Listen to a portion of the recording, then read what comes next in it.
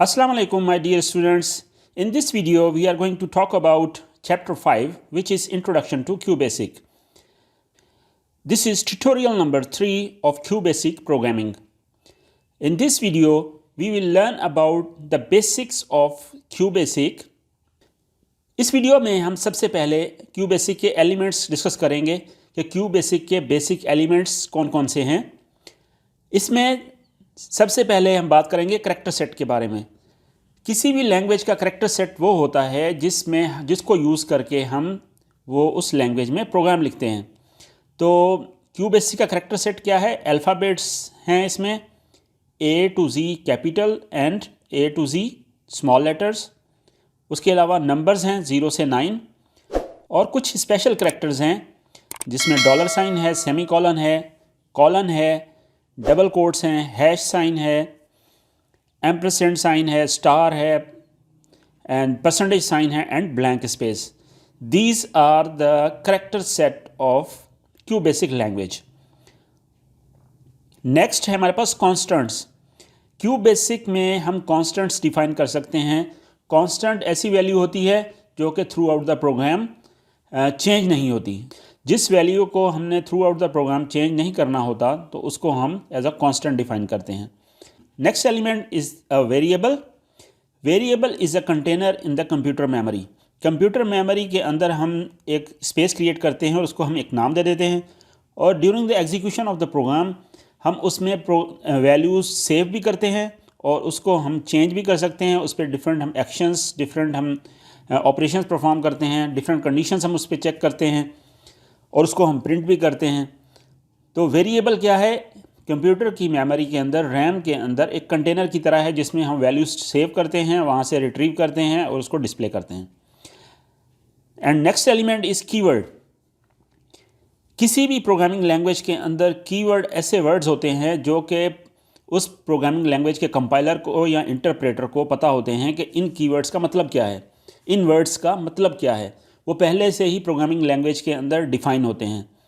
जैसे अगर हम यहाँ पर बात करें QBasic में, कुछ हमने प्रीवियस वीडियो में भी हमने यूज़ किए थे. इनपुट की एक स्टेटमेंट है, प्रिंट की स्टेटमेंट है, लेट स्टेटमेंट है. तो ये क्या हैं? ये कीवर्ड्स हैं. ये जो QBasic का कंपाइलर है उसको पता है कि इनपुट से क्या करना है, जब प्रिंट लिखा होगा तो उससे मैंने क्या करना है. So these are the basic elements of QBasic. So next thing is operators. QBasic programming language में आम प्रोग्रामिंग लैंग्वेजेस, दूसरी प्रोग्रामिंग लैंग्वेजेस की तरह डिफरेंट ऑपरेटर्स हैं और तकरीबन तमाम प्रोग्रामिंग लैंग्वेजेस में यही 3 या 4 किस्म के ऑपरेटर्स होते हैं. वन इज़ अर्थमेटिक ऑपरेटर, इसको हम डिटेल में आगे डिस्कस भी करेंगे. Relational operators, logical operators and string operators. अब हम इन ऑपरेटर्स को डिटेल में देखते हैं कि अर्थमेटिक ऑपरेटर्स कौन कौन से हैं. अर्थमेटिक ऑपरेटर्स ऐसे ऑपरेटर्स जिनको यूज़ करके हम मैथमेटिकल कैलकुलेशंस परफॉर्म करते हैं, उनको हम कहते हैं अर्थमेटिक ऑपरेटर्स. तो अर्थमेटिक ऑपरेटर्स में हमारे पास एडिशन का ऑपरेटर है जिसकी साइन क्या है? प्लस साइन है. और इसको हम लिखेंगे कैसे? ये x = a + b, यानी कि a और b को हम प्लस करना है तो हम दरमियान में यहाँ पर ये ऑपरेटर हम यहाँ पर मेंशन कर रहे हैं और इन दोनों को प्लस करेगा और इसकी वैल्यू सेव हो जाएगी x में. Next is subtraction operator. Subtraction operator के लिए हम माइनस साइन यूज़ करते हैं और इसको कैसे लिखते हैं? सेम लिखने का तरीका सबका एक ही है, जस्ट हमने ऑपरेटर वहाँ पर चेंज करना है. अगर हम कहें x = a - b तो इससे क्या होगा? a में से b सब्ट्रैक्ट हो जाएगा और उसकी आंसर कहाँ पर स्टोर हो जाएगा? x में. मल्टीप्लिकेशन के लिए एस्टेरिक ऑपरेटर है, स्टार है. ऑपरेटर की साइन हम यूज़ करेंगे स्टार.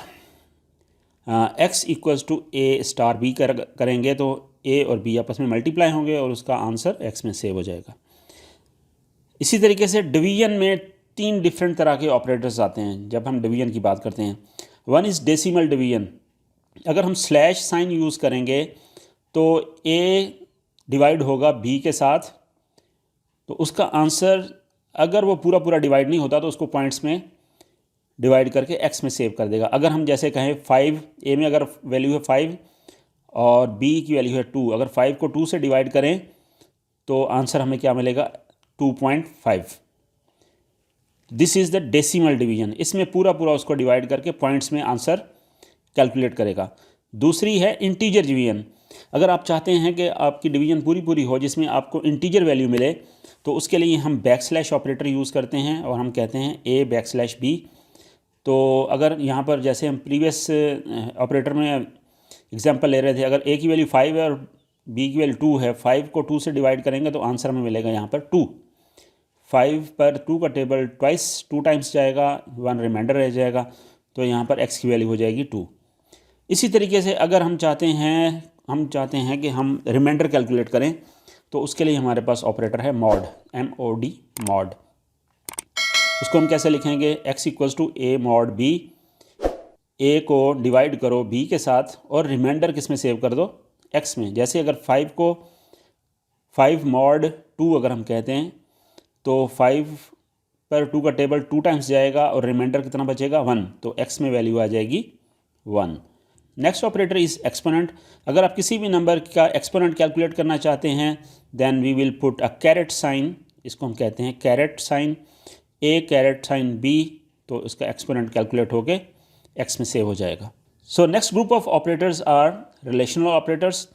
रिलेशनल ऑपरेटर्स हम यूज़ करते हैं दो वेरिएबल्स को कंपेयर करने के लिए, उनको चेक करने के लिए किसी भी कंडीशन के थ्रू। जैसे हम कहें equal to, greater than, less than, जो कि मैथमेटिक्स में भी हम ये चीज़ें करते हैं। अगर ऐसा ही कुछ हमने अपने कंप्यूटर प्रोग्राम में करना है, तो हमें क्या करना होगा, रिलेशनल ऑपरेटर्स यूज़ करने होंगे। अगर हम दो वेरिएबल्स की इक्वालिटी चेक करना चाहते हैं कि दोनों वेरिएबल्स में जो वैल्यूज़ हैं वो एक ही हैं, एक जैसी हैं, बराबर हैं या नहीं, तो उसके लिए हम क्या यूज़ करेंगे, equal to operator, that is equal sign, और हम उसको लिखेंगे कैसे, a = b। और अगर नॉट इक्वल टू चेक करना चाहते हैं कि दोनों में वैल्यू जो है वो बराबर नहीं है, तो उसके लिए हम कैसे लिखेंगे, लेस देन साइन और greater than sign. This operator is use to evaluate not equal to. ठीक है, इसको लिखेंगे कैसे हम, a ≠ b। अगर हम चाहते हैं ग्रेटर देन की कंडीशन लगाना, तो उसके लिए हम ये ग्रेटर देन का साइन यूज़ करेंगे और उसको लिखने का तरीका ये होगा। लेस देन के लिए ये लेस देन की साइन यूज़ होगी। ग्रेटर देन और इक्वल टू अगर कंडीशन लगानी है, तो उसके लिए ग्रेटर देन और उसके साथ इक्वल का साइन हम यूज़ करेंगे, और लेस देन और इक्वल टू में लेस देन और इक्वल का sign. And next group of operators are logical operators. Logical operators हमारे पास 3 हैं। लॉजिकल ऑपरेटर्स यूज़ करते हैं अगर हमने 2 या 2 से ज़्यादा कंडीशंस हमने चेक करनी हैं एट अ टाइम, तो वहाँ पर हम क्या करेंगे, लॉजिकल ऑपरेटर्स यूज़ करेंगे। यहाँ पर यह कंडीशन कब ट्रू होगी, जब एंड ऑपरेटर की दोनों तरफ वाली कंडीशंस ट्रू होंगी, तो हमारी ये कंडीशन ट्रू काउंट होगी। इसी तरीके से और ऑपरेटर में ये होता है कि हम 2 कंडीशंस में से कोई एक कंडीशन भी अगर ट्रू हो जाती है, तो हमारी वो कंडीशन ओवरऑल ट्रू काउंट होगी। Next operator is not operator. इसकी साइन हम यूज़ करते हैं टिल्ट साइन, और इसमें यह होता है कि जो भी हमारी कंडीशन है अगर ट्रू हो रही है तो उसको फॉल्स बताएगा, और अगर फॉल्स है तो उसको ट्रू बताएगा। Next operator is a string operator. String operator हमारे पास एक है, that is plus sign. It is also called concatenation operator. 2 strings को आपस में ऐड करना, मिलाना, इसको हम कंप्यूटर की लैंग्वेज में कहते हैं कॉन्केटिनेशन। अगर हम इस ऑपरेटर को यूज़ करें, एक हमारे पास स्ट्रिंग है और बीच में हम लगा रहे हैं प्लस, और हम कह रहे हैं नेक्स्ट स्ट्रिंग इज़ b, तो हमें रिज़ल्ट क्या मिलेगा, a और b को कॉन्केटिनेट करके हमें रिज़ल्ट प्रोवाइड करेगा AB। So this is all about today's lecture. In the next video, we will discuss and solve the exercises of chapter 5. So stay tuned. Until next video, Allah Hafiz.